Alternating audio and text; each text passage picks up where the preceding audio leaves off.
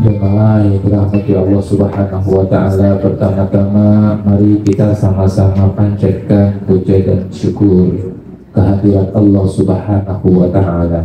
Alhamdulillah, pada pagi hari ini Allah pertemukan kita dalam keadaan sehat walafiat. Mudah-mudahan pertemuan kita menjadi wasilah keberkahan untuk kita. Insya Allah majelis yang kita lakukan dengan istiqomah akan berbuah. Apa buah dari bermajlis itu adalah majlis itu dijadikan oleh Allah raudhah. Raudhah itu apa? Taman riyadil jinan, dari taman-taman surga. Saat kita berdoa di raudhah, maka insya Allah doa kita dikabulkan Allah. Maka insya Allah saat kita beristiqomah melaksanakan ta'lim ini, insya Allah ta'lim ini Allah jadikan sebagai raudhah.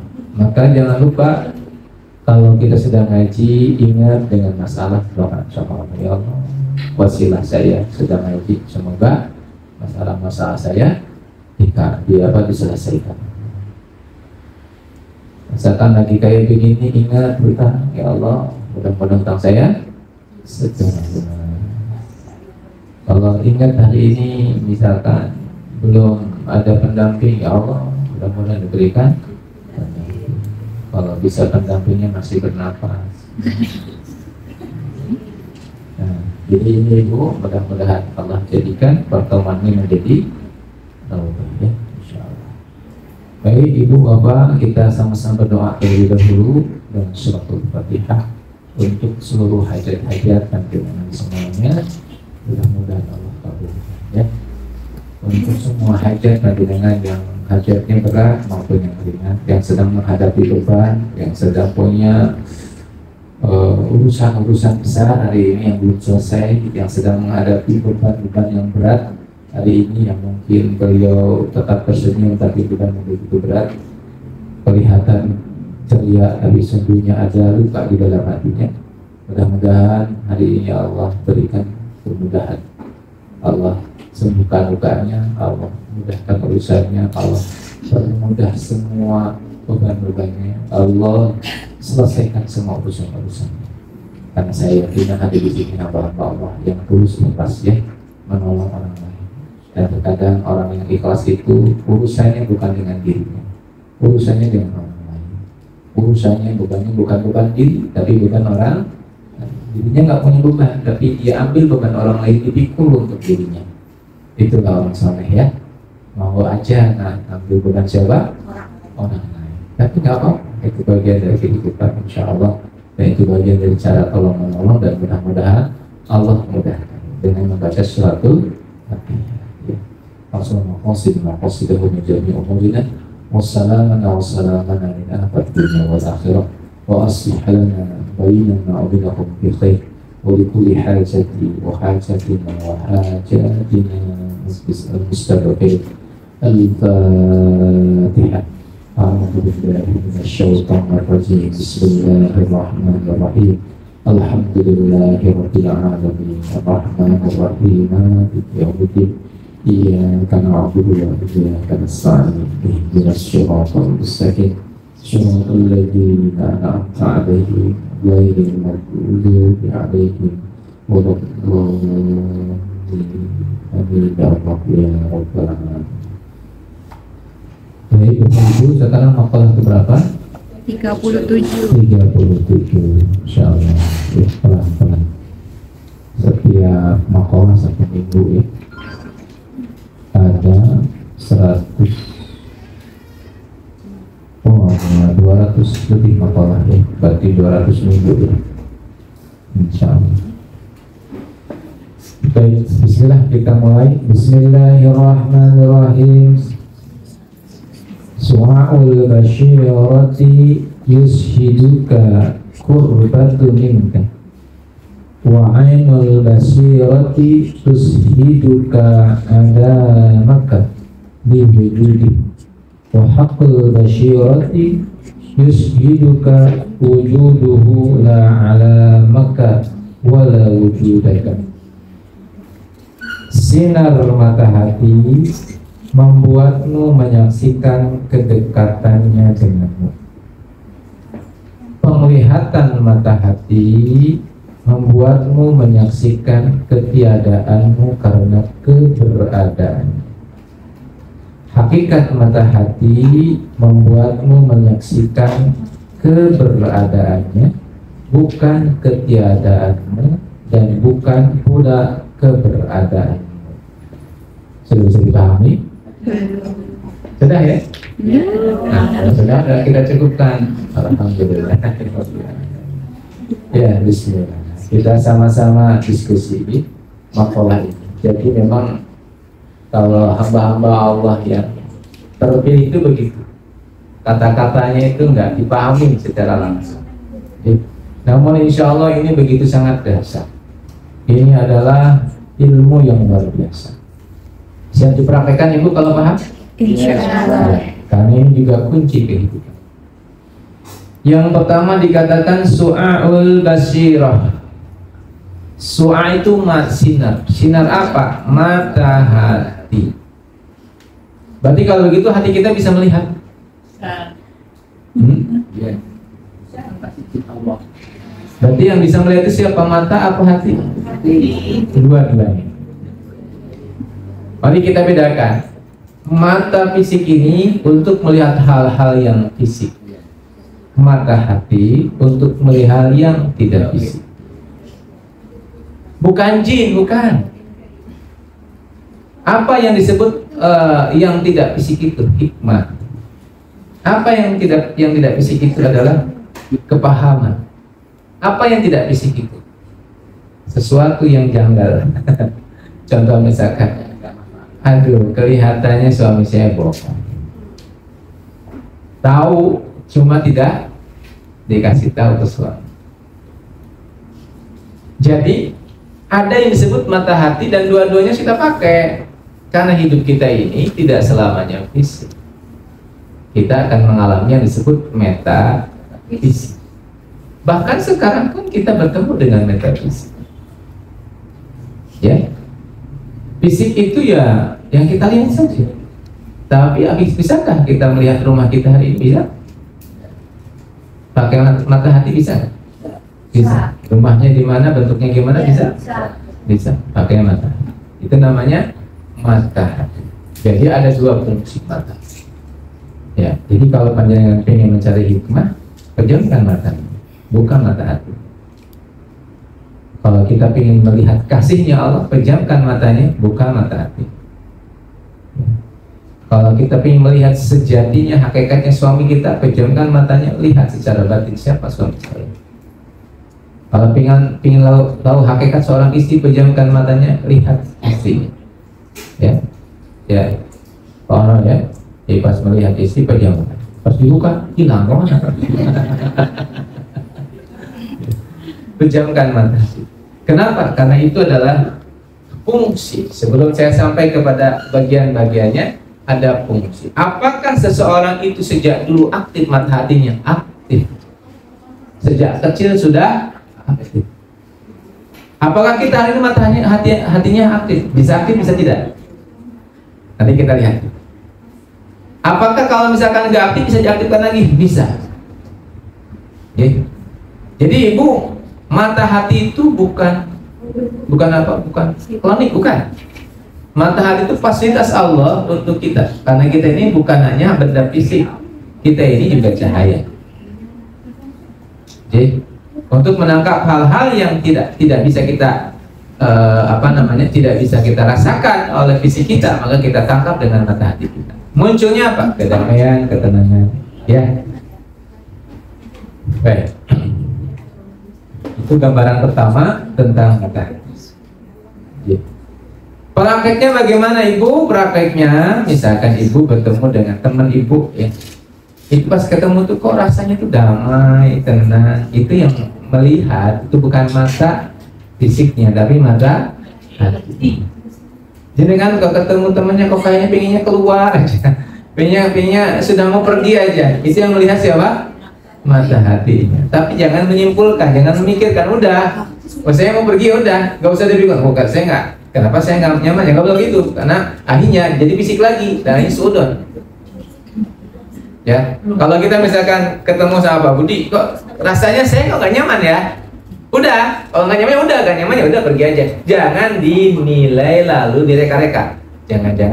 Nah, saat itulah kita kembali. Oke, sampai sini bisa dipahami? Ya.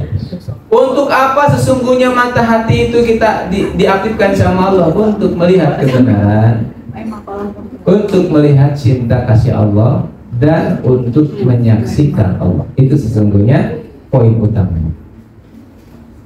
Ya, kenapa Allah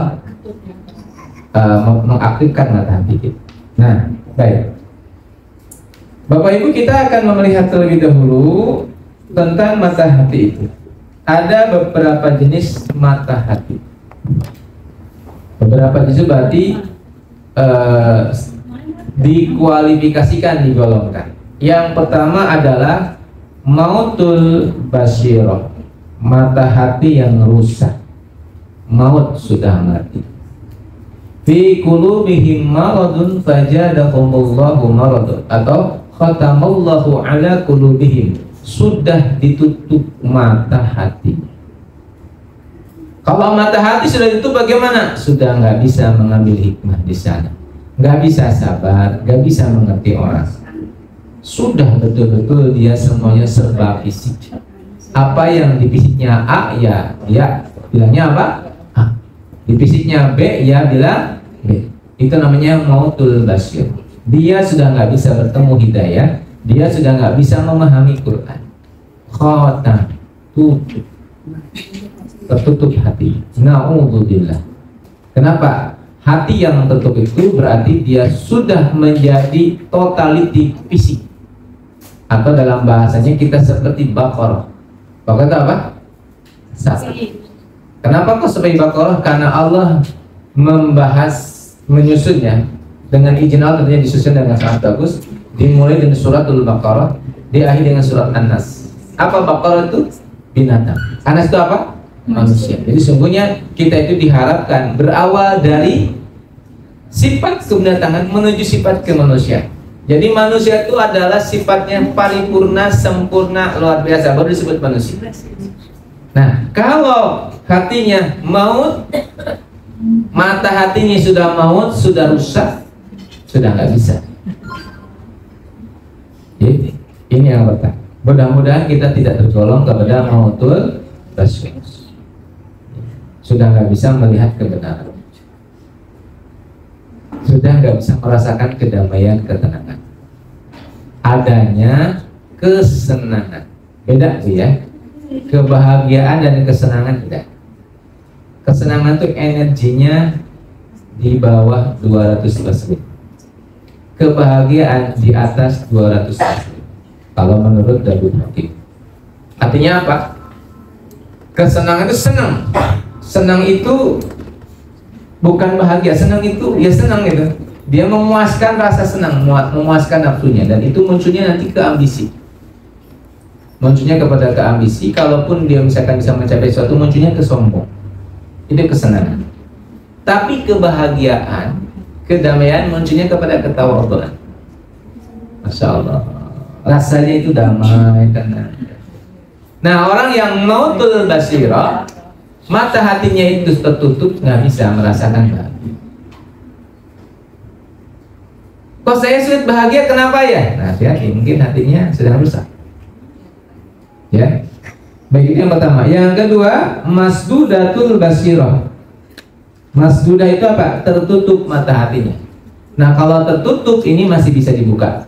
Kalau maut sudah nggak bisa dibuka. Nah, kalau masdudah itu mungkin golongan-golongan misalkan seperti kita, barangkali kita masdudah masih bisa dibuka. Kalau maut itu kemungkinannya orang-orang yang sudah dilaknat sama Allah, ya, sudah kafir, sudah tidak bisa kembali lagi. Maka dia seperti binatang ternak, balhum adol, bahkan lebih hina daripada binatang ternak. Sudah nggak bisa. Gitu. Tapi kalau masdudah tertutup masih bisa. Kalau dia mau membuka ya nanti kebuka. Itu yang keberapa? Kedua. Yang ketiga baru level yang ketiga namanya su'abul basirah. Mata hatinya bercahaya. mata hatinya bercahaya. Jadi mendapatkan cahaya mata hatinya. Dari nur ilahi mendapatkan cahayanya. Su'aul basirah ini adalah awal mula seseorang bisa ma'rifatullah. Awal seseorang bisa mengenal dirinya itu dari su'aul basirah. Nanti saya sampaikan apa amalannya untuk bisa sampai kepada su'aul basirah. Jadi su'aul basirah itu cahayanya mata hatinya bercahaya. Mata hatinya bercahaya itu berarti gimana? Bisa menangkap hikmah-hikmah yang Allah kasih. Bapak Ibu, kita ini sering membaca Al-Quran tapi kita nggak paham isi Al-Quran itu apa. Betul nggak? Kita kejar khotam, tapi kita sampai saat ini belum paham isi Al-Quran itu apa. Karena isi Al-Quran itu hanya bisa dibuka oleh su'aul basirah, mata hati yang percaya. Kalau masih masdudah, hatinya tertutup, walaupun kita khotam terus, kita belum mampu memaknai, memahami isi Al-Quran. Pertanyaan saya Bapak Ibu, apakah memahami Al-Quran harus memakai bahasa Arab? Apakah kita harus pintar terlebih dahulu lughah Arabiyah? Ilmu mantik? Kira-kira bahasa Al-Quran itu bahasa ruh apa bahasa fisik? Bahasa ruh. Memang memakai bahasa Arab karena yang mendapatkan siapa? Rasulullah SAW berkebangsaan Arab. Artinya boleh nggak kalau kita memahami Al-Quran itu dengan memahami bahasa Indonesia ini? Boleh. Namun dengan hati su'aul basirah, dalam kondisi hati kita terbuka. Kalau hati kita sudah tidak bisa, karena Quran itu frekuensinya tinggi. Kemarin kita bahas tentang vibrasi ya, bahwa semuanya itu bervibrasi. Energi Quran itu vibrasinya tinggi sekali. Nah kalau tinggi ya kita juga harus tinggi vibrasi. Maka kenapa kita harus berwudu dulu? Membaca Quran harus berwudu dulu, menghadap kiblat, memakai pakaian yang bersih. Kenapa? Karena kita juga harus punya vibrasi yang tinggi agar nyambung. Coba jenengan silakan baca Quran mereka katok kolor, insya Allah nggak nyambung. Ya, kenapa harus baca pakai wudu dulu? Karena wudu itu membangun vibrasi kita yang tinggi. Begitu ya. Baik, yang ketiga tadi apa? Su'aul basirah. Yang keempat namanya ainul basirah. Apa Bapak Ibu? Ainul basirah. Apa ainul basirah itu adalah? Ain itu adalah ain itu mata. Jadi orang yang sedang di perjalanan, artinya ainul basirah itu mata hati. Jadi ain itu sudah melihat gitu. Kalau su'a itu masih merasa. Su'a itu masih merasa. Kalau ain itu sudah melihat. Ya. Su'a itu merasa damai, tenang. Contoh gini, mudahnya gini. Kita ditutup matanya, naik gunung pakai motor. Kan nggak tahu tuh arahnya sampai mana. Tapi kita tahu ini kok semakin dingin, semakin dingin, semakin dingin. Berarti kita sedang naik puncak nih. Walaupun kita nggak tahu tuh udah naik puncak atau belum. Kenapa? Karena kita pakai su'a. Kita nggak tahu ini kita tuh sampai mana, nggak tahu. Kita zikir itu sampai mana kita nggak tahu. Tapi kok damai ya hatinya, tenang ya jiwanya. Berarti hati kita sudah bercahaya. Kira-kira begitu ya. Kalau ainul basirah itu kita bisa melihat. Ya. Dan yang terakhir adalah hakul basirah. Apa hakul basirah itu? Sudah betul-betul kita bertemu. Contoh, ainul basirah itu kita melihat di TV ada Ka'bah, Masjidil Haram, kita lihat. Di mana? Di TV ya. Itu ainul basirah. Kalau kita belum melihat TV, tapi kita, Ka'bah itu hebat, keren ya. Kita kalau di sana kita merasakan kedamaian, terus kita merasakan rindu. Nah itu namanya su'aul basirah. Nah kalau kita datang ke Ka'bah, sujud di sana, nyium Ka'bah, itu namanya hakul basirah. Bisa dipahami? Ya. Tapi ini khusus nanti dengan hubungannya dengan siapa? Allah Subhanahu wa Ta'ala. Ya. Baik. Kita mulai pembahasannya.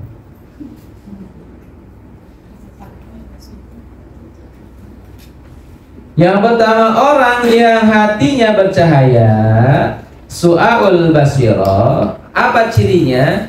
cirinya dia apa? Nampak bahwa Allah itu begitu dekat. Jadi ketika mata hatinya itu bersinar, maka dia menyaksikan bahwa Allah itu begitu dekat, sangat dekat dengannya. Kedekatan dengannya itu begitu sangat luar biasa. Bahkan di dalam Al-Quran dikatakan, wa nahnu aqrabu ilaihi min hablil warid. Sesungguhnya kami itu lebih dekat daripada urat leher di nadi. Itu pakainya su'aul basirah. Kita yang maut sama yang masjudah kita lepasin dulu ya. Kita masuk kepada su'a. Jadi su'aul basirah itu kita merasakan bahwa kita ini dekat sama Allah. Kalau rasa itu dipikir apa dirasakan? Dirasa. Jadi kalau begitu mengenal Allah itu pakai pikiran atau pakai perasaan? Nah, harus pakai perasaan. Jadi gak usah dipikirin, intinya rasain aja. Saya itu udah dekat apa belum, dirasain. Nah, bagaimana cara agar kita bisa merasa? Nanti ya, kita bahas satu-satu dulu ya. Nah, jadi ciri orang yang sudah su'a itu dia merasakan begitu sangat dekat sama Allah, merasakan dekat banget sama Allah. Ibu bisa merasakan dekat sama orang tua? Ya. Sejauh apa kedekatan ibu dengan ibunya, dengan orang tua kita? Dekat. Ada jarak tidak? Apakah dekat itu berhubungan dengan jarak? Tidak ya. Saya sama orang tua saya jaraknya jauh, tapi rasanya orang tua saya di dalam hati saya. Jadi kedekatan itu tidak ada hubungannya dengan jarak. Ada suami istri berdekatan, ya, berdekatan suami istri dekat. Tapi yang satu sedang SMS temannya, yang satu sedang main game, dekat tidak? Berarti dekat itu bukan masalah, ya. Dekat itu masalah apa? Maka mungkin orang pada sholat tuh, apakah dia dekat dengan Allah? Belum tentu. Karena kedekatan itu bukan masalah. Kedekatan itu masalah rasa, gitu ya. Dan ini ketika seseorang hatinya sudah terbuka, sudah bercahaya, sudah su'a, itu otomatis dia akan merasakan bahwa Allah itu dekat, lebih dekat daripada urat leher. Dan kalau kita sudah merasakan dekat sama Allah, tidak ada sedikit pun rasa khawatir dan takut. Yang ada hanya rasa apa? Bahagia, tenang, damai. Oke, itu. Nah, jadi orang yang terbuka sinar mata hatinya, dia merasa selalu diawasi oleh Allah Subhanahu wa Ta'ala. Dan apa yang akan terjadi? Dia akan beradab kepada Allah secara zahir dan batin. Dia akan apa? Beradab kepada Allah secara zahir dan batin. Orang yang merasa dekat sama Allah itu merasa diawasi Allah, dan dia akan beradab zahir dan batin. Adab zahir kepada Allah bagaimana? Yang mana Pak? Jadi apa adab zahirnya? Kalau kita ini sudah merasa diawasi oleh Allah, adab zahirnya itu adalah apa Bu? Kalau saya kan bertanya nggak tahu. Jadi adab zahir itu berarti yang terlihat secara zahir. Maka kita lihat Allah tuh al-awal, al-akhir, al-zahir, al-batin. Allah yang awal, yang akhir, yang zahir, yang batin. Allah yang zahir itu bagaimana Pak? Bisakah bisa melihat Allah yang zahir? Bisa? Mana? Alam semesta.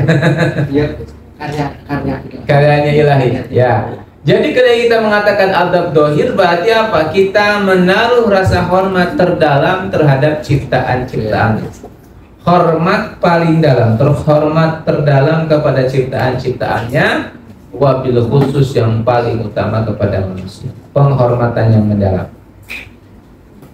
Kalau dalam bahasa lainnya penghormatan yang mendalam itu cinta. Jadi menebar kasih kepada sesama. Itu adab zahir.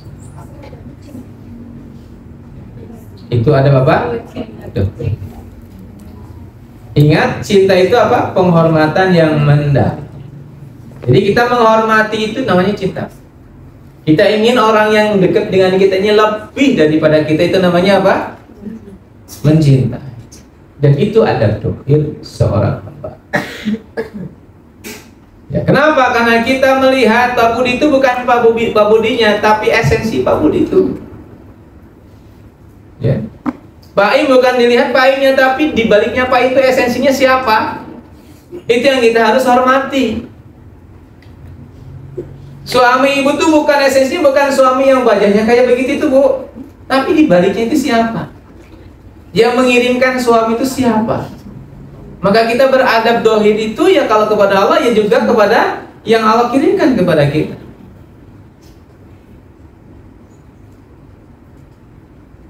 Pak Budi kalau dicium anak, dicium lagi nggak anaknya? Tangannya dicium lagi sama kita. Nah itu adab dohir. Nah sungguhnya ketika dia mencium tangan kita dan kita tidak menciumnya lagi, kita menganggap bahwa saya lebih mulia dari dia. Padahal mohon maaf, tidak sama. Kita ini sama-sama boleh. Ya sama-sama apa? Sama-sama makhluknya Allah. Maka kalau kita memahami itu, kita akan memiliki adab kepada Allah dengan kita selalu menghormati sesama.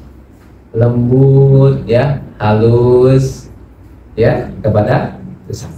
Itu adalah adab.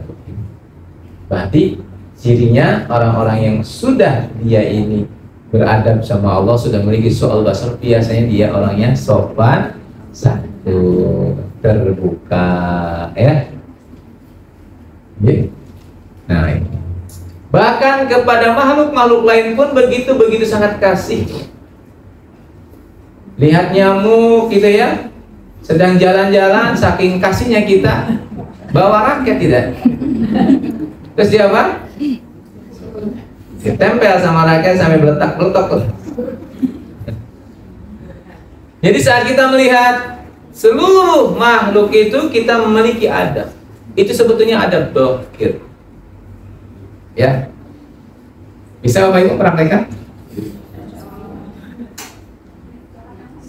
Dan ujian terbesar itu kepada yang paling dekat, Bu. Siapa yang paling dekat? Suami istri. Itu ujian. Ibu kalau misalkan ibu sudah bisa dekat sama suami, sudah beradab pada suami, pada anak, sudah aman di rumah, bismillah, insya Allah itu bagian dari adab. Insya Allah kesananya mudah. Karena yang paling suatu yang paling dekat. Beradab sama yang paling dekat itu susah sekali. Ya, mau senyum, coba senyum yang paling manis itu kepada orang lain, kepada suami. Mau sama orang sama suami. Suami senyumnya 3 cm, 1 cm ya. Harusnya pada suami itu bukan beradab kepada suami, beradab kepada pemilik suami. Siapa? Allah. Nggak ada urusan kita dengan suami. Urusan kita dengan siapa?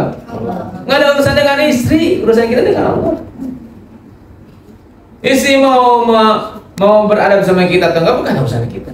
Kan urusan kita sama siapa? Nah ini kalau kena su'aul basir. Kalau masdudatul basirah nuntut. Aku sudah senyum malah cuekin. Rasa no. Tak cuekin 3 hari. Itu berarti masdudah. Tapi kalau su'aul basirah tidak. Su'aul basirah senyum dicuekin nggak apa-apa. Tetap senyum. Toh saya senyum bukan kepada beliau, tapi kepada yang menciptakan beliau. Itu adalah adab dohir kita kepada pemilik. Bisa dipahami Bu? Pak, nah ini itu adab dohir. Adab batinnya bagaimana? Nah adab batinnya gimana Bu? Adab batinnya ya. Adab batinnya kepada Allah gimana? Itu masih fisik. Kalau adab batin, adab batin zikrullah, mengingat Allah. Adab batin kepada Allah bagaimana? Adab batin kepada Allah itu adalah apa Bu? Totalitas menyerahkan usaha kita kepada Allah. Gak meragukan sama sekali. Dan yang paling utama ini Bu, menerima realita sekarang dengan sukacita. Jadi kalau saya mau mendefinisikan syahadat lebih detail lagi, syahadat itu adalah menerima realitas takdir kahanan saat ini, di sini, sekarang dengan sukacita. Itu syahadat. Loh kok bisa? Iya. Coba saya tanya lagi. Allah punya kehendak, kita punya kehendak, mana yang akan terwujud? Allah. Allah punya keputusan, kita punya keputusan, mana yang akan terwujud? Keputusan Allah. Kita punya keinginan, Allah punya keinginan yang nggak akan terwujud? Keinginan. Semuanya terwujud keinginan Allah. Maka apapun yang terjadi pada kita, lalu itu terwujud pada kita hari ini, lalu kita menerima dengan sukacita. Itulah persyahadatan kita, persaksian kita. Itu ada batinnya. Kalau usah jauh-jauh, di setiap sekarang terima. Ya Bu ya? Bisa? Terima dengan sukacita. Apapun itu. Oke. Berarti kalau di sini sekarang setnya apa yang kita sedang terima? Ngaji, taklim. Maka saat taklim jangan mikirin kompor yang belum dimatiin. Ya. Sedang taklim jangan mikirin cucian yang belum dipepeh. Ya. Jadi saat taklim ya taklim sampun, kita menikmati ini sebagai bagian dari apa? Adab batin. Understand? Ya, ini. Apapun yang terjadi setiap saat siapa itu tolong diperhatikan, disadari dan kita terima dengan sukacita. Itu ada batin.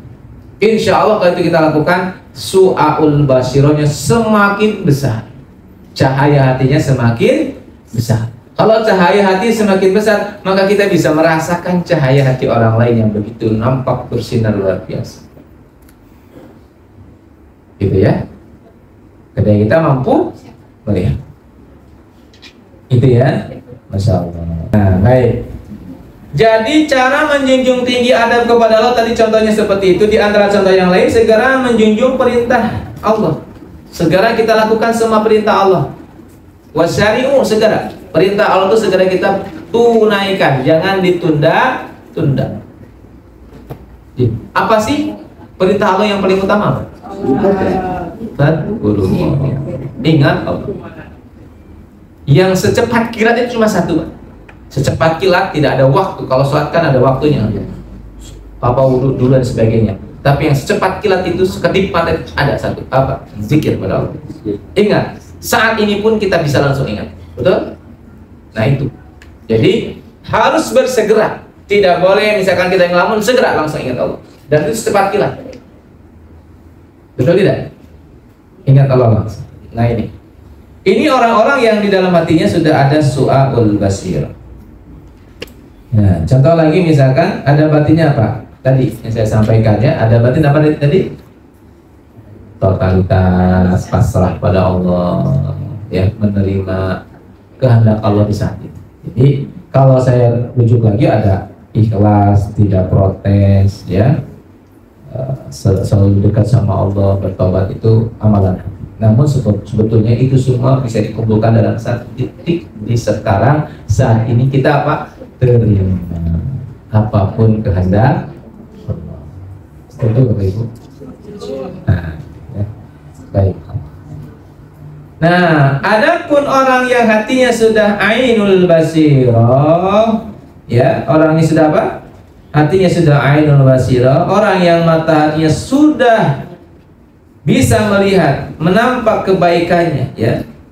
Kebaikan siapa? Kebaikan di dalam dirinya, nampak baginya siapa? Allah. Nampak bahwa di setiap aktivitas-aktivitas itu yang dilihat oleh dia hanyalah siapa? Allah. Maka dia sudah masuk kepada ainul basirah. Sebelumnya saya sudah memahamkan bahwa segala sesuatu apa saya lupa. Mohon maaf ya. Dulu pernah saya sampaikan bahwa seluruh alam semesta itu semuanya adalah gelap. Ya. Pernah ya? Belum? Oh, mungkin di tempat lain ya. Jadi semua alam semesta itu adalah zulmah, kegelapan. Tidak ada. Yang ada cuma satu. Siapa? Allah. Maka kalau semuanya gelap, bahwa seluruhnya gelap, berarti yang ada hanya siapa? Allah. Maka Adanya sekarang tumbuhan, adanya pohon-pohonan karena adanya siapa? Allah. Maka yang ainul basirah tidak melihat lagi bahwa pohon itu sebab adanya Allah. Tapi adanya pohon itu adanya Allah. Sudah menjadi sebab lagi, tapi ya itu Allahnya begitu. Allah itu ya yang menciptakan semuanya, sehingga dia bisa melihat di balik pohon itu ada sang maha luar biasa. Di balik manisnya rambutan itu ada yang maha luar biasa. Jadi selalu dia bertemu dengan hakikat dari ketuhanan dimanapun dia berada. Aina makan, dimanapun dia berada, bersama wajhullah. Dimanapun dia menghadap, bertemu dengan wajahnya Allah. Ke belakang, ke depan, kemanapun bertemu dengan wajahnya Allah. Kenapa bertemu dengan wajahnya Allah? Karena dia memakai ainul basirah. Dia sudah terbuka hatinya. Jadi zikirnya sudah lagi bukan lapar, tapi melihat. Implementasinya dalam kehidupan bagaimana, misalnya kita melihat pohon, terus itu ini Allah, berarti kita nggak melakukan pohon ini dengan kasih juga. Implementasinya bagaimana? Ketika kita melihat secara ain dan basirah, ya. Misalkan kita melihat pohon, pohon itu apa? Pohon itu bagian dari ciptaannya Allah Subhanahu wa Ta'ala. Ada di sana kasihnya Allah, ada di sana sifatnya Allah. Apa sifatnya Allah di pohon? Apa coba? Al-Hayyu. Apa? Hidup. Betul ya?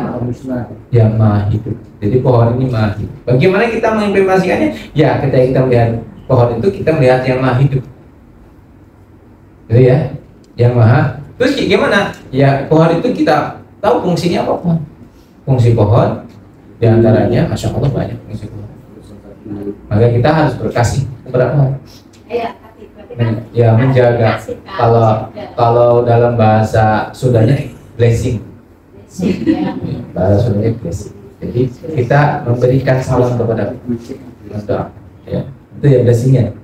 Ya, jadi kita pohon itu ya diperlakukan dengan baik karena dia juga menolong kita. Betul tidak? Alam semesta ini kan Masya Allah, Masya Allah. Ya.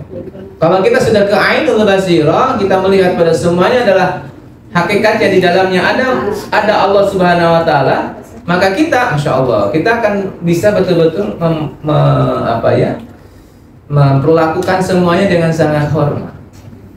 Nah, jadi orang-orang yang ainul basirahnya itu sudah bagus, sudah dibuka sama Allah, maka dia akan melihat kemanapun dia melihat, di sana ada wajah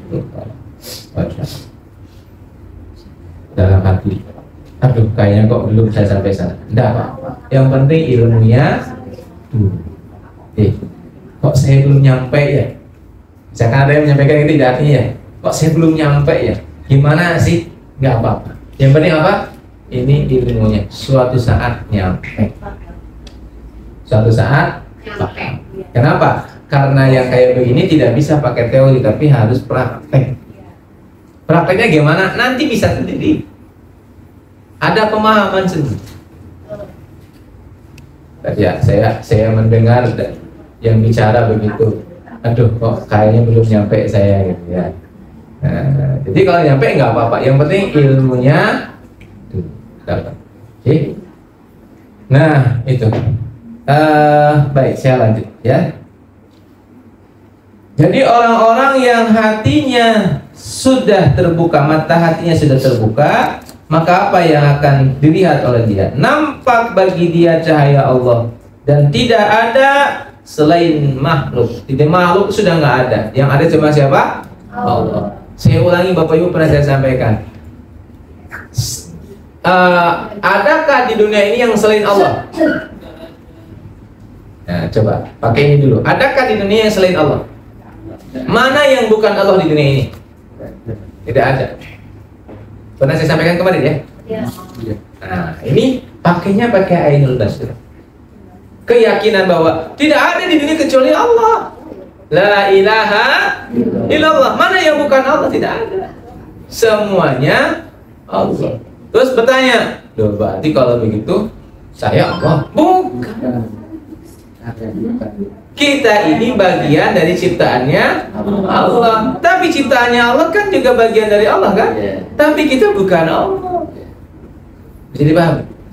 Itu kita memahami tentang ainul basirah begitu. Tumbuhan bukan Allah, tapi di dalam tumbuhan ada sifatnya Allah, namanya Al-Hayy. Manusia itu paling lengkap sifatnya. Rahman ada, Rahim ada. Pemaaf juga ada, manusia memaafkan ada ya? Iya. Ya. Jadi manusia paling lengkap. Jadi sebetulnya ketika kita menghormati manusia itu ya ada tauhid kepada Allah. Ya. Karena Allah memang mensibgoh sifatnya, sibghatullah wa man ahsanu minallahi sibghah itu di dalam diri manusia. Jadi kalau manusia kok pusing hatinya, sempit hatinya, ini jangan-jangan hatinya masdudah, tertutup. Oke. Masih ada waktu ya? Nanti kita bahas. Masih banyak waktunya ya. Nah, selanjutnya, Ibu-ibu dirahmati Allah. Nah, bagaimana dengan hakul basirah? Bagaimana hakul basirah? Orang yang hakul basirah berarti sudah terbuka seluruh mata hatinya, sudah tidak ada lapisan lagi sehingga dia bisa melihat secara hakul basirah Allah Subhanahu wa taala. Secara apa? Hakul basirah. Itu gimana sih rasanya? Gimana caranya? Sekali lagi tidak pakai pikiran, tidak pakai mata. Yang kita bisa lakukan adalah, nah, kalau lagi hakul basirah bukan lagi rasa, tapi yakin. Dan ini butuh proses. Jadi untuk sampai seorang pada hakul basirah yaitu bersyahadat, asyhadu an la ilaha illallah wa asyhadu anna muhammadar rasulullah. Saya bersaksi tidak ada ilah selain siapa? Allah. Dan saya bersaksi bahwa Muhammad adalah utusan Allah. Ini butuh proses. Jadi bersyahadat itu tidak bisa langsung syahadat terus kita bersyahadat, tidak. Syahadat itu proses tangga. Oke. Jadi kan bersyahadat kapan? Masih ingat? Enggak, kisah nama. Sejak itu lahir sudah bersyahadat ya. Tapi sudah serius belum memahami syahadat? Belum. Jangan-jangan belum. Belum. Sehingga ketika kita bersyahadat, maka ada tahapannya Bapak Ibu bersyahadat itu. Ya, tahapan syahadat pertama tadi su'aul basirah, ainul basirah, haqqul basirah. Tahapan pertama saja tazkiyah, lebih dahulu membersihkan agar masdudah penutup hati itu, ronak-ronak dalam hati kita ini bersih. Saat ronak-ronak dalam hati kita bersih, maka otomatis hati kita sudah masuk kepada su'aul basirah, dan tahapan itulah tahapan awal kita bersyahadat. Jadi mohon maaf, nanti kita ditanya bahwa miftahul jannah la ilaha illallah. Sekarang pertanyaan, apakah kita sudah memahami la ilaha illallah? Ibu sudah paham la ilaha illallah? La ilaha, tidak ada Tuhan illa selain. Apa bedanya ilah sama Allah? La ilaha illallah, la ilaha illallah. Apa bedanya ilah sama Allah? Oh, kalau ilah apa ilah? Nah, ini kita butuh. Saya pinginnya aplikatif ya, yang bisa dipraktekkan. Yang bisa apa? Dipraktek. Mohon maaf ya, ini sebagai diskusi saya dengan para guru. Ya, makna ilah sama Allah itu berbeda. Maka kan qul a'udzu birabbin nas, malikin nas, ilahinas itu apa? Diartikan apa? Tuhannya manusia. La ilaha illallah. Ilah Allah. Itu kita makna kesadaran. Apa itu ilah? Makna ilah itu Bapak Ibu dirahmati Allah, kalau menurut para guru yang pernah diskusi dengan saya, ilah itu lebih kepada konsepsi tentang ketuhanan. Jadi begini, ilah itu sesuatu yang menjadi konsep. Misalkan gini, bersifat umum. Jadi ilah itu gini, ilah itu tidak boleh kita ini berlindung. Berlindung. Sifat ketuhanan namanya apa? Perlindungan, penjagaan, pemeliharaan, ya. Penjaga keamanan, betul? Itu namanya ilah. Jadi ilah itu pada konsep. Artinya siapa yang melindungi? Nah, kan langsung ke Allah ya. Siapa yang melayani? Siapa yang memberikan keselamatan? Siapa yang memberikan kesejahteraan? Siapa yang maha perkasa? Siapa yang bijaksana? Itu namanya ilah. Sedangkan Allah itu realitasnya yang terjadi pada kita. Jadi Allah itu adalah yang mewujudkan segala sesuatu saat kita hari ini ada, itu namanya Allah. Jadi gini, maka syahadat itu adalah saat kita bertemu dengan konsep, oh saya ini sekarang sedang susah, ya, bahasanya susah, berarti kan disempitkan. Disempitkannya kapan? Sekarang. Sama siapa? Allah. Kalau sama Allah kira-kira kita terima benar? Nah itu bersyahadat. Jadi paham maksudnya? Kalau Ustadz Abdu bilangnya begini, apakah semua kejadian itu diizinkan Allah? Atas izin Allah? Kalau izin Allah diterima atau betul? Terima. Itu bersyahadat. Jadi sesuatu yang terjadi pada kita saat ini, realitas ini, terimalah karena itu adalah keputusan Allah yang ilah kita itu, yang maha menyempitkan. Maka kita Allah sempitkan hari ini dan kita terima. Tidak apa-apa disempitan Allah, yang penting Allah ridho. Itu namanya bersyahadat. Kalau kita protes saat itu, kita tidak percaya sama Allah. Kalau dalam bahasa lainnya apa? Kufur, kafir. Berapa kali kita kafir? Berapa kali kita tidak menerima keadaan?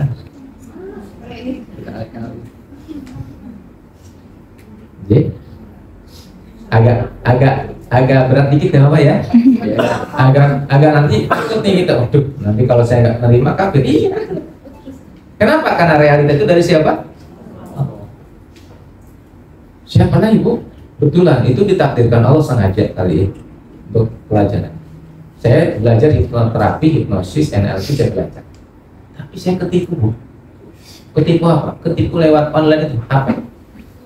Bantuan dari wali kota Semarang. Uangnya keluar saya 12 juta. Saya nggak sadar saya sedang di apa? Dikerjain. Ya, dikerjain siapa? Dikerjain orang. Iya Bu, dikerjain saya, dikerjain nanti. Karena kan fotonya memang Pak Edi, kan saya kenal Pak Edi waktu itu ya. Saya nggak cek lagi, jangan mungkin nomornya ganti, komunikasi sama saya. Saya lupa nggak telepon juga, mau saya telepon tapi nggak enak, mungkin lagi rapat dan sebagainya. Saya mau ngasih dana, Pak. Saya titip ya buat yayasan ini, oh iya, gitu ya. Metodenya begitu, saya telepon, saya transfer tuh ke mereka. Nah, setelah ditransfer, baru sadar, kok ini kan? Terus dia telepon, Pak Edi kok suaranya orang Batak nih, wah kacau nih. Ternyata saya ketipu. Nah, itu ujiannya, saya terima nopo boten. Kalau saya nggak nerima, saya berarti apa? Tidak bersyahadat sakit. Terus apa? Desa pun. Niki pelajaran dari Allah. Tapi terkadang lupa kan? Nah saat kita lupa tidak menerima, malah kita marah-marah, saat itulah kita sedang tidak bersyahadat. Padahal bersyahadat itu bukan waktu sholat, setiap detik, setiap saat kita harus bersyahadat. Setiap kahanan yang terjadi kita harus bersyahadat. Itu yang syahadat yang sungguh itu begitu. Artinya syahadat kita itu adalah setiap waktu, bukan mengucapkan asyhadu alla ilaha illallah, tapi kita menerima semua kahanan yang terjadi. Terkadang mohon maaf kita tidak menerima. Iya. Tadi Ibu Masya Allah saya berangkat itu 8:30, target kesini jam 9. Macet ya Pak. Terus gimana? Esa. Dinikmati aja. Berarti bersyahadat kan? Tapi nggak pergi. Nah kalau itu kita sedang tidak bersyahadat. Berarti saat waktu itu kita sedang tidak ingat Allah. Andai saat kita meninggal dunia bagaimana Bu? Waduh.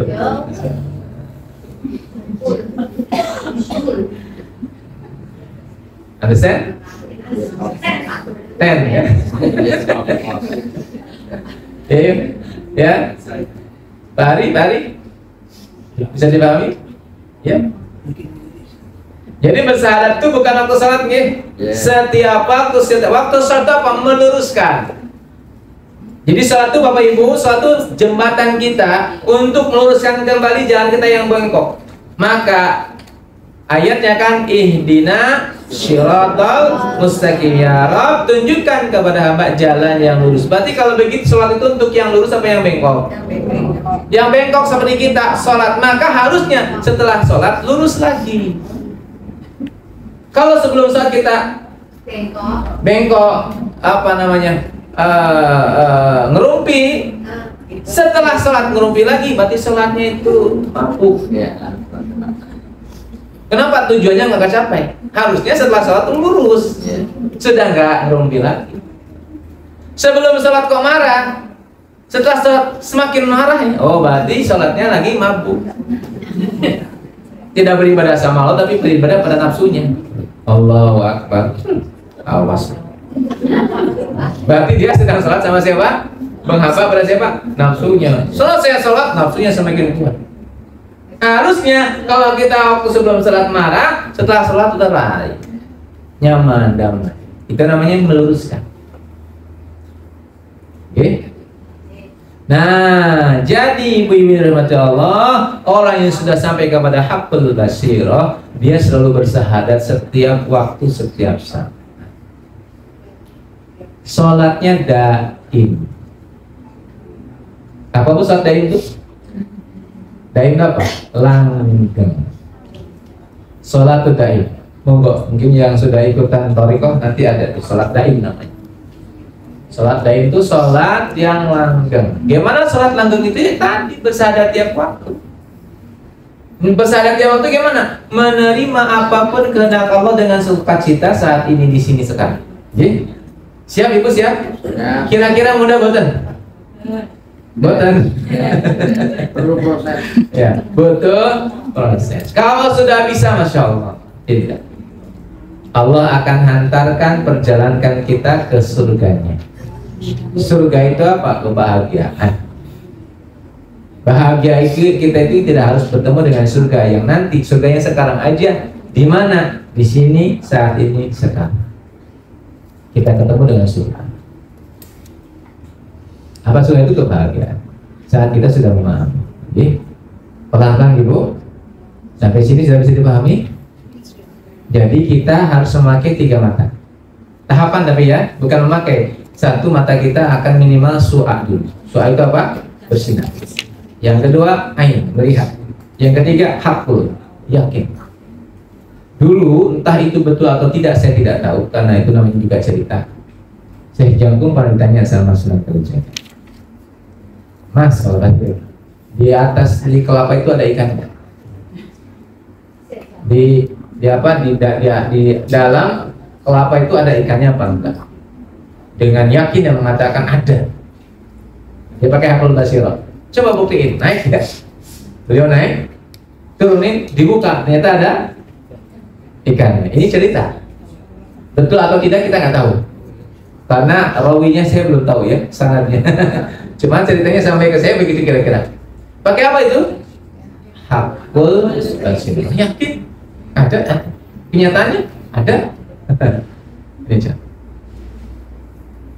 Jadi, bismillah, semoga Allah berikan kemudahan. Jadi ibu-ibu yang dirahmati Allah, di makalah ke-37 ini kita bicara tentang bagian-bagian tahapan-tahapan kita dalam bersyahadat, berproses, dan perkembangan diri kita melalui lapisan hati.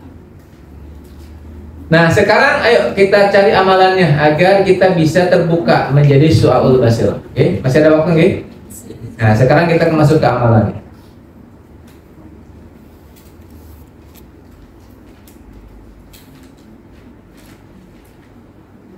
Amalan-amalan untuk kita masuk kepada su'aul basirah. Ya. Apa saja amalannya sehingga kita bisa masuk kepada su'aul basirah, hati yang bersinar. Hati yang bersinar, hati yang terbuka. Ya. Maka amalan pertama Bapak Ibu dirahmati Allah, Apa yang disampaikan Allah dalam Al-Quran, innallaha yuhibbut tawwabina wa yuhibbul mutatahhirin. Allah sangat mencintai orang-orang yang bertobat dan mensucikan diri. Maka amalan pertama untuk sampai pada su'aul basyirah adalah terus perbanyak tobat, terus perbanyak mensucikan diri. Bertobat pada Allah, bertobat pada Allah, bertobat pada Allah, terus bertobat. Kenapa? Insya Allah kalau betul-betul Allah telah mengangkat keputusannya dan kita diampuni Allah, seketika itu pula hati kita bersih. Jadi kalau kita masih bingungan, masih khawatiran, itu belum kelihatan kita masih masdudah. Karena kalau sudah su'a itu udah damai. Dikasih penyakit seperti apapun damai, tenang. Kenapa? Sudah su'a. Artinya sudah su'a. Sudah apa? Sudah bersih. Yang pertama ya, apa Bu? Tobat ya. Perbanyak tobat, mensucikan diri. Senang sekali bersih-bersih. Ya, senang sekali bersih-bersih. Itu yang pertama. Jadi taubat. Yang kedua, apa yang disampaikan Allah dalam Al-Quran juga, bahwa Allah itu suka dengan orang-orang yang mutawakkil, orang-orang yang bertawakal kepada Allah. Maka su'aul basyirah akan bisa dibuka oleh orang-orang yang bertawakal. Apa bertawakal itu apa, Bu? Singkatnya bertawakal itu apa? Mikirnya sekarang. Sekarang ya di sini ya sekarang. Untuk urusan ke depan serahkan kepada siapa? Allah. Ini paling sulit. Amalan ini paling sulit. Kenapa? Karena kita sering mikirin sesuatu yang tidak harus kita pikirin.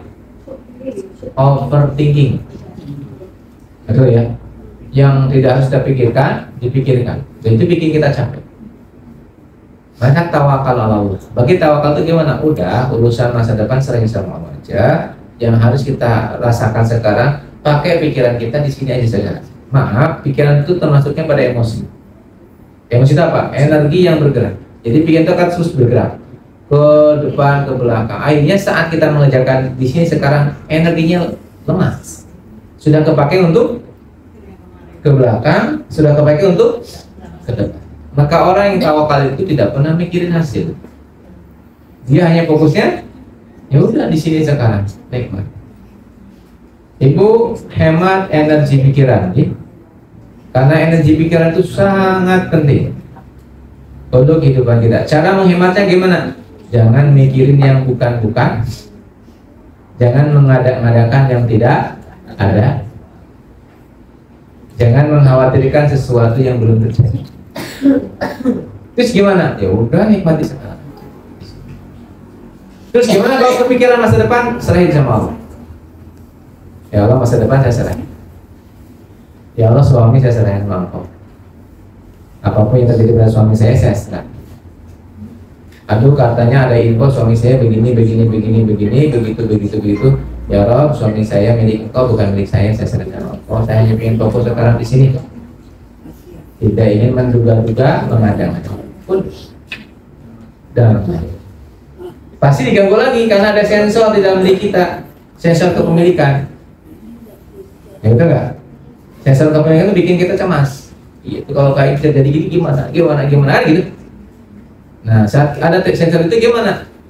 Kita masuk ke dalam perasaan dan kita bilang, wahai rasa, kamu bukan punya Allah. Silahkan kamu menuju kepada yang Maha Punya. Dan Maha Punya itu Allah itu kalau kita memakai itu, maka yang muncul apa? Kedamaian. Misalkan kita sakit, wajar kalau sakit itu ada perasaan khawatir. Kenapa? Karena dalam diri kita ada kepemilikan terhadap tubuh ini. Betul nggak? Nah, saat kita punya kepemilikan tubuh kita ini, ya itu wajar sebagai manusia. Namun, mari kita serahkan urusan-urusan tentang kepemilikan tubuh ini kepada Sang Pemilik. Sehat, punya Allah.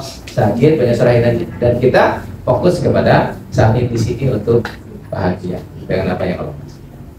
Tawakal. Yang kedua. Pertama tadi apa? Tobat. Yang kedua apa? Tawakal.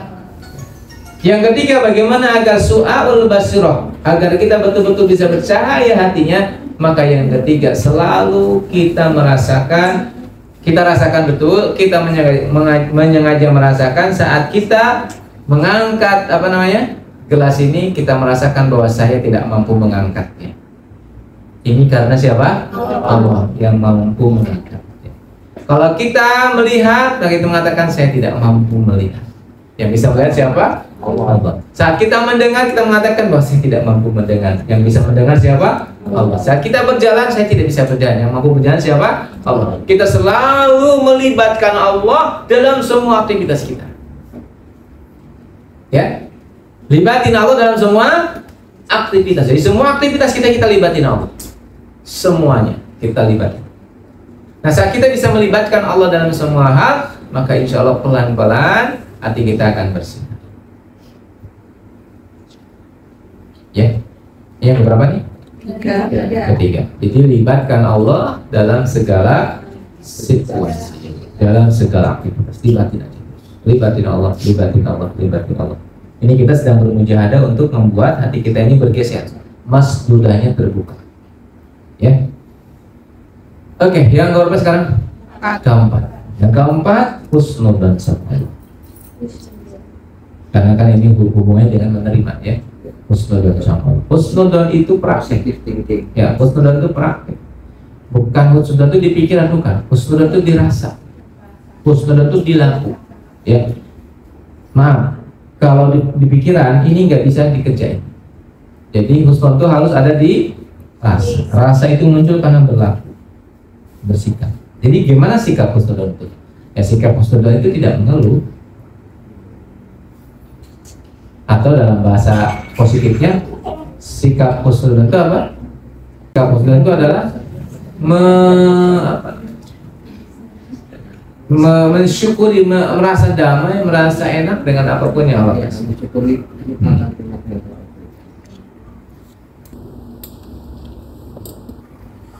Ada yang bicara begini, gimana saya bersyukur, hidup saya susah.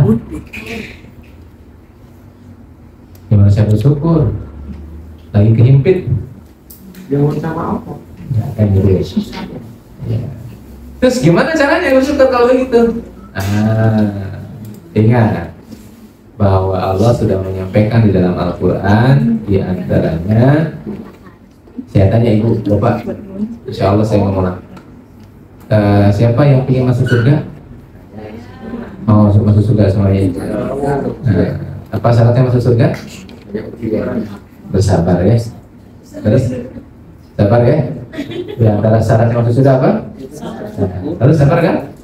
Sabar. Berarti kalau sabar, andai Allah hari ini kasih sesuatu yang bikin kita susah, harusnya gimana? Nah, itu alhamdulillah ya Allah, mau kasih berat banget sama saya, Masya Allah. Ini tiket masuk surga. Gitu caranya Bu, ya, jangan bilang cara apa bisa saya syukuri, nah itu disyukuri. Itu tiket kita masuk surga. Husnudzon ya, husnudzon. Hidup ini punya siapa? Allah.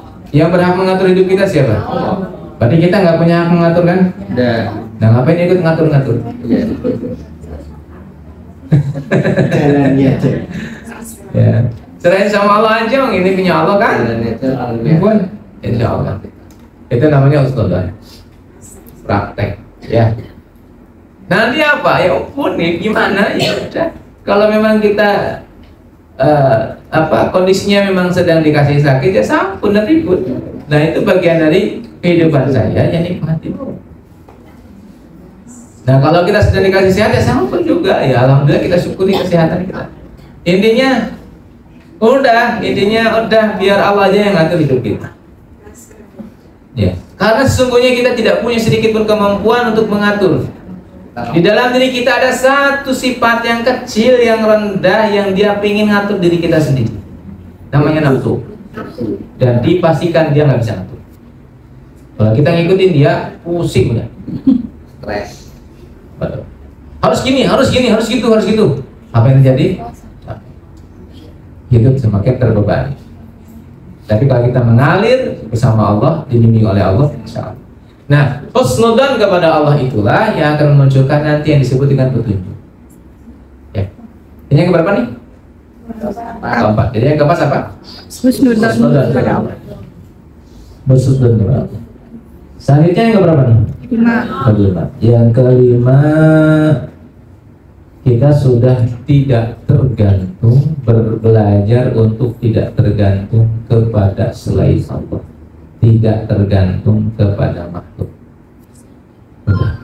Tidak ada harapan kepada makhluk, nggak ada dikit pun harapan.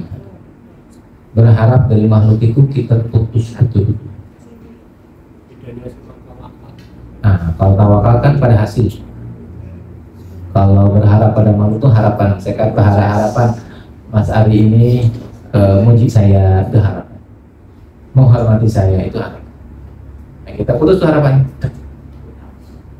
Kita nggak punya harapan sama. Kalau suami seperti saya ini, suami ini itu berharap kepada istri, ingin dilayani, ingin dihormati, ingin dimuliakan. Ini putus semua, nggak boleh ada. Kalau dia melayani, ya itu bonus dari Allah. Nggak melayani, nggak apa-apa. Marah enggak juga. Kenapa? Nah, mungkin kita putus. Sudah putus harapan dengan apa? Jadi kalaupun misalkan istri kita melayani kita, Pak, itu sesungguhnya adalah kasih sayang siapa? Allah. Kita melihatnya, ya Allah, matur subuh. Ya tetap istri kita dipeluk. Masa dicuekin, nggak boleh. Itu juga ada dohirnya, gitu kan? Jadi memutus semua harapan-harapan kita kepada makhluk dan kita ingin berharap kepada siapa? Allah. Itu yang insya Allah akan membuat mata hati kita terbuka. Ibu masih berharap sama suami? Wajah-wajahnya masih berharap. Ya, belajar untuk memutus harapan ya. Kita hanya fokusnya melayani aja udah. Aman, Bu. Masalah terbesar itu bukan dengan orang lain kok. Mohon dicatat ya. Masalah terbesar kita bukan dengan orang lain, masalah terbesar kita dengan ego kita sendiri. Jadi sebetulnya masalah kita bukan dengan suami, masalah kita dengan ego kita sendiri. Masalah kita bukan dengan istri, masalah kita dengan ego kita sendiri. Maka kalau kita nyari masalah, jangan cari jalan keluar, gak bakalan ketemu. Cari jalan ke dalam, insya Allah. Kenapa jalan ke dalam? Ke dalam diri kita. Kenapa? Misalkan, kenapa saya marah ya? Kok bisa saya marah? Kenapa? Masuk ke dalam. Oh iya ya. Dan saya ingin dihormati. Astagfirullah. Siapa saya? Hilang. Udah selesai. Masih paham ya? Bukan siapa-siapa, tidak bisa apa-apa, terus tidak tahu. Pun, bapak-bapak ya, tidak usah cemburu sama istri, ngapain? Capek badannya sendiri, senyum aja sama istri. Istri mau cemburu ya nggak apa-apa, kita nggak usah cemburu. Kenapa? Capek. Putus hubungan kita dengan putus harapan kita dengan makhluk, berharap bersama Allah.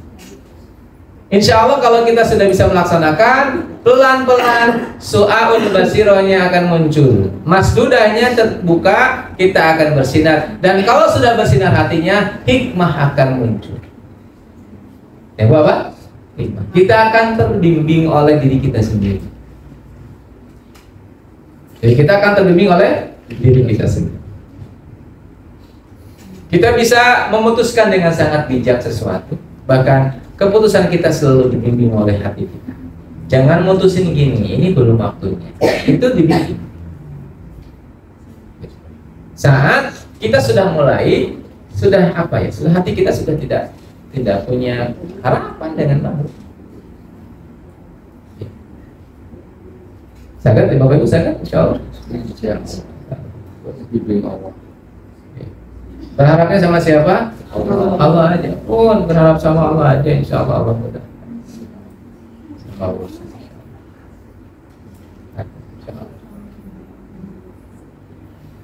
Nah, itu.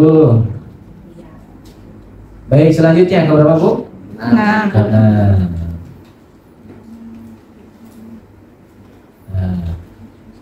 Yang keenam adalah ikhlas. Ya, melakukan segala sesuatu tanpa kita memakai pikiran dan rasa. Udah jalan aja. Jadi yang melakukan bukan emosi kita, yang melakukan bukan pikiran kita, yang melakukan ruh kita itu. Sholat yang ikhlas gimana Bu? Sholatnya emosi apa sholatnya ruh? Sholatnya pikiran apa sholatnya ruh? Nah, jadi sholat yang ikhlas itu adalah sholatnya ruh. Dan Allah menyuruh kita beribadah dengan tulus dan ikhlas. Surah Al-Furqan ayat 8. Allah menyuruh kita untuk melaksanakan sholat dengan ibadah dengan tulus dan ikhlas. Apa tuh sila itu? Berarti kita tidak bawa rasa di sana, karena rasa itu bagiannya di emosi, di jiwa. Nah, berarti gimana ikhlas itu? Ikhlas itu ya udah pakainya ruh. Berarti kalau kita bersedekah apa Bu? Ya sedekah itu karena ini perintah Allah, bukan karena kasihan. Aduh kasihan. Nah, ini sedekah karena perintah Allah. Jangan sedekah karena kasihan. Berarti yang muncul apa? Nafsu kita. Karena kasihan itu berawal dari apa? Ya udah sedekah. Kasihan ya. Kasihan ya. Terus apa?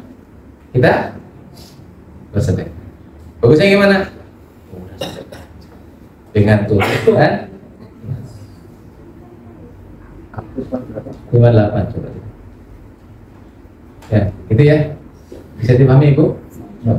Jadi ibadahlah dengan tulus ikhlas. Jadi ikhlas itu melakukan semua amalan dengan ruh. Bapak-bapak, ibu-ibu kesini ikhlas betul? Yes. Ada harapan apa kesini enggak? Tidak ada harapan apa-apa kan? Enggak ada, yang penting kesini aja kan? Iya. Untuk apa? Ya udah, kesini aja udah. Digerakin Allah ke sini. Setelah di sini ya nanti Allah kasih apa-apa terserah. Ya Allah kasih kebahagiaan, Allah kasih ilmu, Allah kasih kepahaman, itu terserah Allah. Jadi ikhlas itu menjaga agar kita hadir ke satu tempat melakukan sesuatu itu tulus. Yaudah, semua rasanya kita lepasin dulu. Rasa kayaknya di sini seneng, kayak di sini bahagia udah nggak ada. Pokoknya datang ya, datang. Perintah Allah, tunduk patuh kepada Allah juga. Kata nggih? Bisa dipahami Bu, Bapak? Berarti kalau minum ikhlas gimana? Minum saat haus apa minum sebelum haus? Maka kan kita disunahkan oleh Rasul itu gimana? Makanlah sebelum lapar, berhentilah sebelum. Itu maksudnya gimana? Agar ikhlas. Kalau makan saat lapar, udah keburu lapar, munculnya apa? Nafsu. Ya. Ya. Gitu. Jadi sesuai itu. Jadi Rasulullah sudah ngasih contoh sama kita. Oke, bisa dipahami Bu? Insyaallah. Yang selanjutnya apa? Ridho. Ya. Yang selanjutnya apa Bu? Ridho. Ridho itu apa tadi? Ridho itu gimana ya? Ridho itu ya kita merasa senang, merasa nyaman, damai, bahagia dengan apapun.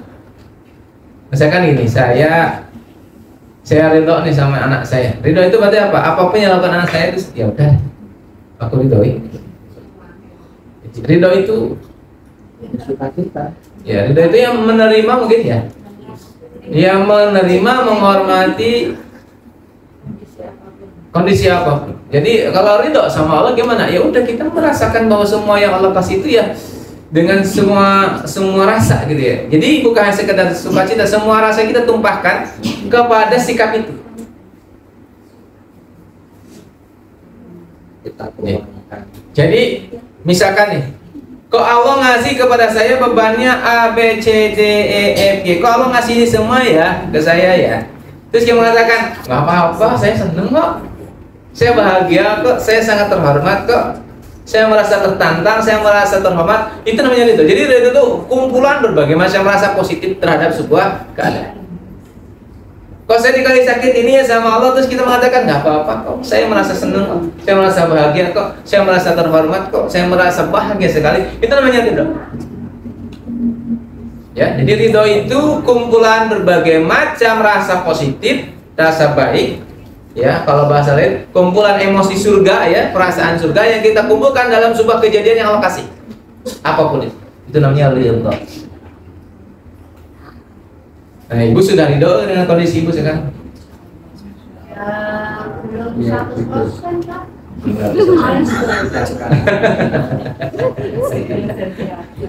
paling 10 dari 100 ya Bu ya. Jadi kita berusaha untuk ridho dengan keadaan kita. Udah, ini kan keadaan dari siapa? Allah. Belajar untuk betul-betul totalitas. Aduh, senang rasanya ya.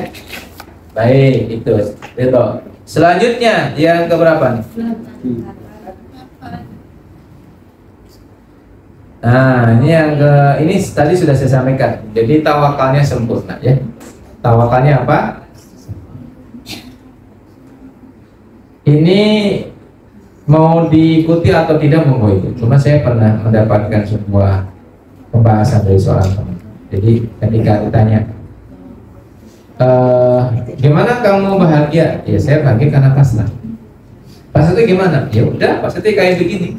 Saya ikuti aja apa yang diperintahkan oleh Allah. Jadi sempurna sekali beliau pasrah. Misalkan jenengan, ya kalau Allah menyuruh saya tidak bekerja, saya nggak bekerja. Sampai pada titik itu dia melakukan kepasrahan. Ya, tapi kalau Allah menyuruh saya kerja. Loh kok begitu? Ya karena saya nggak bisa ngatur hidup saya. Yang bisa ngatur hidup saya siapa? Allah. Sampai ke titik itu dia berbicara dengan saya tentang masalah kepasrahan. Tapi wajahnya itu ya wajah tenang itu Pak, wajah damai. Nah kalau Allah nyuruh saya kerja, kalau enggak ya enggak. Terus kalau nggak punya uang ya enggak apa-apa. Memang kalau nggak punya kenapa? Tapi selama ini pernah nggak punya uang? Nggak pernah. Memang nggak pernah. Ya karena saya pasrah. Dan kok bisa apa saya nggak punya? Ya nggak tahu kata beliau. Karena saya nggak pernah minta apa-apa sama Allah. Saya nggak punya harapan apa-apa, yang penting saya ikuti apa yang kehendak Allah aja, kata beliau begitu. Terus kamu begitu diem kayak begitu, misalkan kerja sesuai dengan kehendak Allah, uangnya ya ada. Pernah nggak punya uang? Ya pernah rekening saya 175.000. Terus ya udah, kenapa? Dibikin nggak? Nggak, saya bikin. Cuma pada waktu itu hati saya nyuruh saya ini aja katanya saya nyapu-nyapu di teras. Ya udah saya nyapu-nyapu teras. Usahanya nyapu teras. Ternyata ketika nyapu di teras ada teman yang manggil ngasih job. Ya udah dikasih uang yang banyak gitu. Ya udah gitu. Dikasih uang ya udah gitu. Jadi dia polanya kayak ngenteng kayak gitu, simpel, bukan enteng, simpel gitu. Ya udah.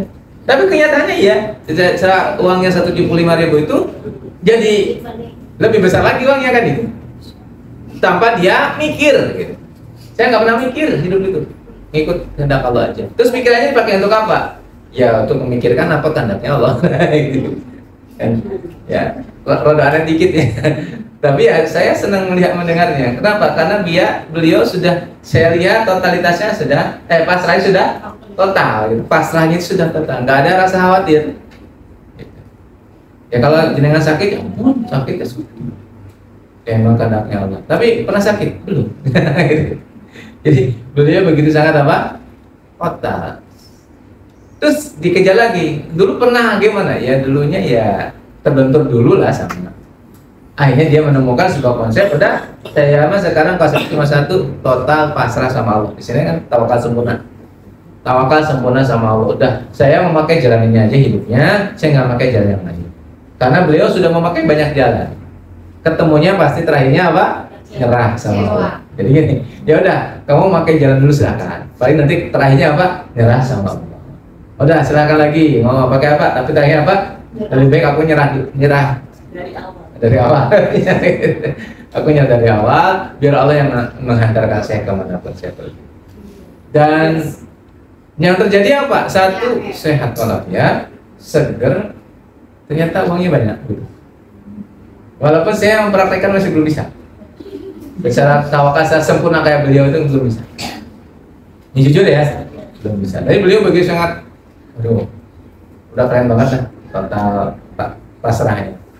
Dan karena kepasrahan totalnya itu, akhirnya tadi tidak pernah kehabisan. Kalau misalkan ada yang minta bantuan, ya udah saya bantu. Uangnya habis ya nggak apa-apa. Terus mikir nggak nanti makan apa enggak? Nah, saya pikirin. Nah, terus kalau misalkan nanti ini ya nggak tahu. Gitu. Cuma bilangnya kalau nanti nggak punya uang ya nggak tahu. Terserah Allah aja. Terus saat itu kenyataannya gimana? Ya ada uang. Jadi ya kayak gitu. Itu total pasrah. Terus gimana keluarga? Ya nggak tahu, keluarga kan bukan urusan saya, urusan Allah katanya. aneh. Tapi bisa nggak menafkahi keluarga? Ya bisa. Buktinya masih hidup. Saya ketawa-ketawa. Jadi ini bikin saya aneh di sana. Cuma ternyata ini cuma gambaran, tidak harus dijadikan patokan ya. Cuma gambaran tentang totalitas pasrah. Itu kayak begitu kira-kira orangnya. Kita bisa kayak gitu? Ya mungkin bisa, mungkin kenapa? Karena bisa jadi kita punya cara lain. Tidak harus sama dengan beliau. Panjenengan misalkan begitu, tiba-tiba gak dapat apa-apa kan bingung, ya kan? Wah saya terserah apa aja dah. Ternyata nggak ada yang datang siapa pun. jadi gimana polanya? Polanya ya udah polanya sesuai dengan yang Allah titipkan kepada kita itu. Jadi apa totalitas pasrah pada Allah itu? Udah biar Allah yang mengatur, orang lain yang jadi orang lain, kita jadi diri kita. Apakah saya pun terpengaruh sama beliau? Ya enggak juga. Ya beliau kan memang punya aturan seperti itu, silahkan saja. Itu kan haknya beliau, dan beliau mendapatkan banyak keajaiban dengan caranya beliau. Ya monggo. Apakah saya bisa begitu? Walau alam bisawab. Maka saya belum bisa sampai sekarang. Kenapa? Tidak. Kita tidak bisa jadi orang lain. Kita bisa jadi diri kita sendiri. Maka semua yang saya sampaikan pun begitu Ibu. Jangan terlalu percaya dengan pembicaraan saya. Ya kan? Nah iya betul. Ya jangan terlalu percaya. Nah, terus gimana? Ya lakuin dulu. Yang dipercaya itu yang kita lakukan dan terwujud. Kalau masih teori itu belum terbukti kan? Maka teori itu dibuktiin dulu terwujud enggak. Oh, enggak terwujud buat saya. Mungkin nggak bisa terwujud saya enggak. Udah cari yang lain. Ya, gitu ya. Jadi jangan terlalu percaya. Kenapa? Karena nanti kalau panjenengan sudah terbuka soal basirohnya, sudah dibuka sama Allah, maka nanti ketemu dengan yang disebut dengan guru sejati itu. Jadi kita sendiri di dalam diri kita, yang dia yang paham tentang siapa tadi.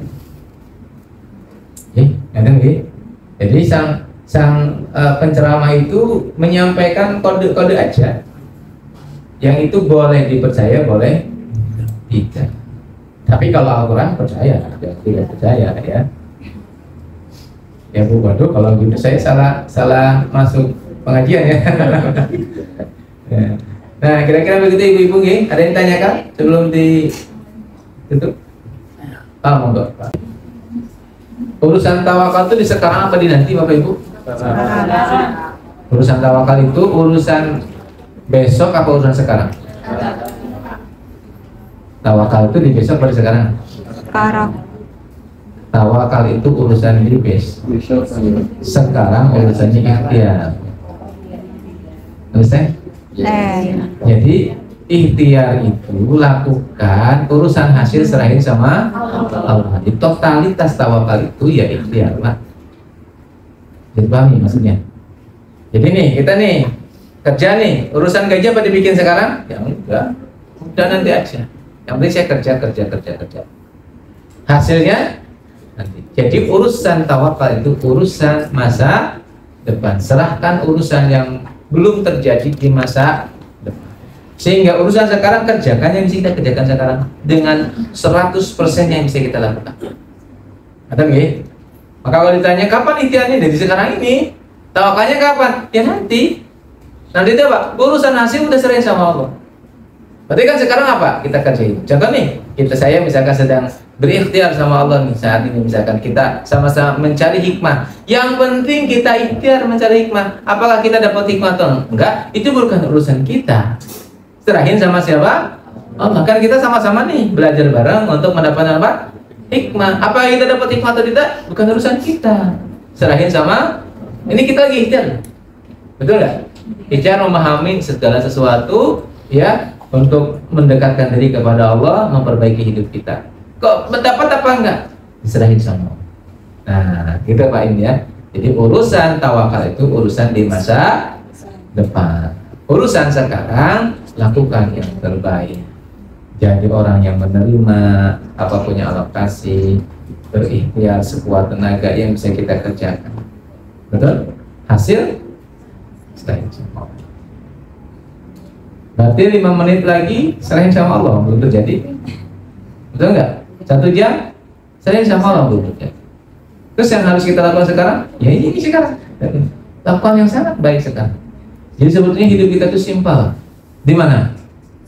Di sini, saat ini, sekarang. Bisa nggak sekarang kita bahagia? Bisa nggak sekarang kita semangat? Bisa nggak kita sekarang dekat sama Allah? Bisa. Gak usah kita mikir besok. Bisa nggak hari ini bahagia? Bisa. Jadi fokus saja.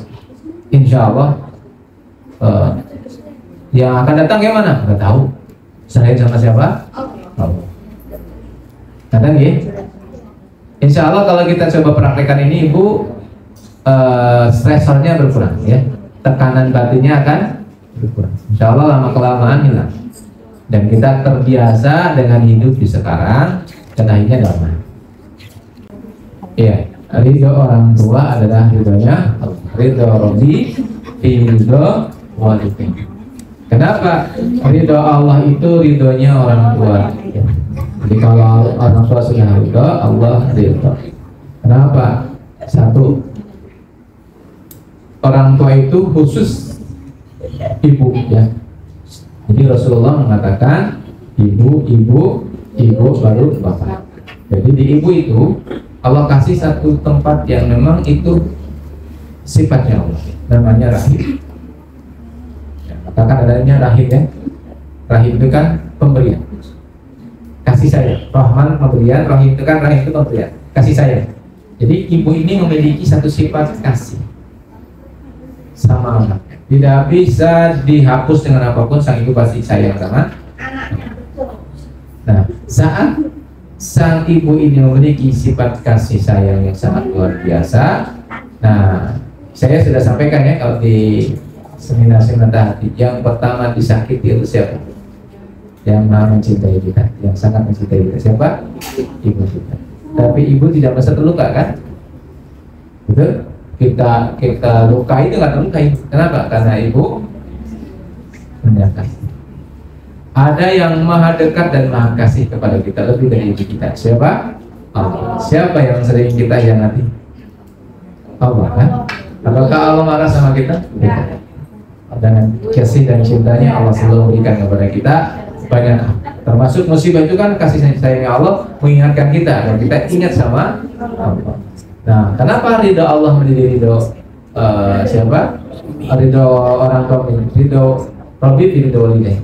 Kenapa? Karena Allah titipkan di sana cinta kasihnya, sehingga kalau ibu itu ridho kepada anak, insya Allah Allah akan ridho kepada anak. Jadi sudah mewakilkan untuk masalah keridhoan cinta kasih itu kepada sang ibu dan ayah. Maka kalau ayah ibu sudah ridho kepada anak, insya Allah. Tapi Bu, urusan ridho itu bukan urusan dipaksa. Bukan urusan apa? Saya ridho, tidak begitu. Ridho itu muncul dari dalam diri. Jadi kalau kita nutup apa namanya? Mata untuk mengatakan saya ridho, belum juga itu. Karena itu muncul dari dalam. Kenapa muncul? Melihat sifat perilaku anak kita yang luar biasa indah. Jadi keridhaan itu munculnya bukan karena kekhawatiran, aduh ya saya ridho aja nih anak saya, bukan. Tapi karena anak kita memperlihatkan sifat-sifat baiknya sehingga akhirnya kita tersentuh, akhirnya orang tua mengatakan saya ridho. Nah itu yang dilihat. Bagi anak begitu ya kira-kira. Ada Bu ya? Mau tak lagi? Ah iya betul. Ibu yang seperti gimana? Ibu yang menjaga sifat-sifat Allah yang dititipkan kepada ibu yang penuh kasih, ibu yang penuh cinta, ibu yang dekat sama Allah, ibu yang telah melaksanakan semua tugasnya sebaik mungkin. Ya, jadi nah, kalau tidak ada semua itu berarti ibu yang lain yang menganggap ini sebagai ibu, misalkan gurunya, ya, orang tuanya gurunya, itu yang meridhoi, maka dia akan mendapatkan ridho dari Allah. Digantikan keridhaan itu dari, karena kan ada dua orang tua, bahkan tiga orang tua gitu. Satu orang tua fisik, ya, yang kedua orang tua keilmuan, yang ketiga orang tua spiritual. Ya, orang tua ilmu itu ya bapak ibu guru kita di pesantren, itu orang tua ilmu. Kalau kita tidak dari orang tua kita nggak dapat ridho karena memang kondisinya Allah tidak takdirkan itu, maka kita akan mendapatkan ridho dari orang tua ilmu. Kalau tidak, kita ketemu dengan orang tua spiritual. Siapa orang tua spiritual? Dia yang membimbing seseorang untuk dekat sama Allah. Terus dia ridho, aku ridho sama kamu, maka Allah ridho. Kira begitu ya, Mbak? Ya. Baik. Jadi ketika seseorang ibu itu, maka ibu itu kan hatinya sudah masdudah atau mungkin juga khatam, ya. Kenapa begitu ya? Karena amalan-amalan yang dilakukannya, tindakan-tindakan di dunia yang membuat dia akhirnya terputus dari keberkahan Allah. Sebetulnya memutuskan beliaunya, bukan Allahnya. Nah, apakah dia bisa kembali lagi? Kalau dia mau terbuka, insya Allah bisa terbuka lagi. Terus gimana? Apakah doanya dikabul sama Allah atau tidak? Nah, doa seorang ibu itu dikabul atau tidak, itu urusannya dia sama Allah, ya. Itu tidak bisa menilai. Tapi kalau masdudah itu bagaimana? Ruhnya terputus. Yang muncul apa? Nafsu. Saat dia berdoa bisa jadi bukan ruhnya yang berdoa, tapi apa? Nafsunya. Padahal doa itu ud'uni astajib lakum. Berdoalah kepadaku maka aku akan kabulkan. Yang merintah doa harus Allah, bukan nafsunya. Karena terkadang doa itu muncul karena nafsu kita. Ibu sedang marah terus aku kutuk kamu jadi batu, marah. Itu insya Allah nggak dikabul sama Allah. Kenapa? Karena yang nyuruh nafsu. Saya kira begitu ya. Itu. Terus gimana kalau misalkan seorang anaknya, anak yang terbaik adalah anak yang selalu mengakui dia ibunya. Ada cerita kan? Pernah saya sampaikan. Seorang anak yang datang ke dokter, ibunya, mohon maaf, ibunya gila ya. Nah, sampai ke dokter dia marah-marah, si ibunya itu menjambak rambut anaknya, kerudungnya ibunya juga dirusak gitu, akhirnya dia nggak pakai kerudung. Setelah itu anaknya dengan sangat sabar menutup lagi kerudungnya ibunya, merapikan lagi. Terus ditanya sama dokter, ini ibu kamu? Iya, ini ibu saya. Dari kapan beliau maaf bilang? Sudah saya lahir sudah itu. Kalau begitu berarti kamu ibu kamu belum tidak tahu kamu anaknya? Iya, dia tidak tahu apa saya adalah anak. Nah, kenapa kamu melayani ibu kamu? Iya, ibu saya tidak tahu bahwa saya anaknya, tapi Allah tahu saya adalah anak dari dia. Dan tugas dari Allah apa? Berbakti kepada ibu. Maka ini urusan saya dengan Allah, bukan urusan ibu dengan saya.